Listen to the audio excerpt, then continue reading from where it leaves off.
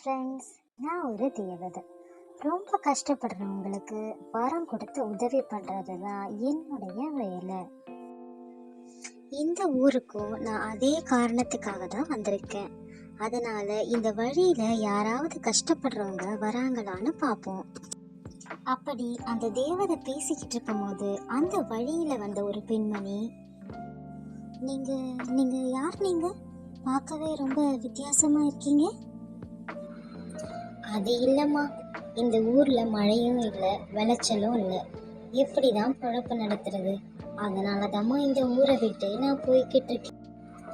சரிம்மா, கவலைப்படாதீங்க. நான் உங்களுக்கு கொடுக்குற வரத்தால நீங்கள் சந்தோஷமா இந்த ஊர்லேயே இருக்கலாம். இது ஒரு மாய சங்கு.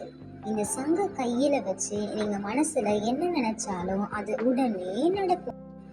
அப்படி அந்த பெண்மணி அந்த சங்கை வாங்கி மனசுல இந்த ஊருக்கு மழை வரணும் அப்படின்னு வேண்டுறாங்க.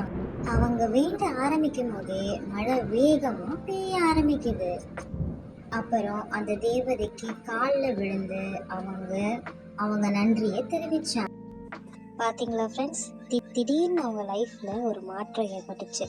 அதே மாதிரி நம்மளும் நம்பிக்கையா இருந்தா நம்மளோட வாழ்க்கையில கண்டிப்பா ஒரு நாள் மாற்றம் ஏற்படும்.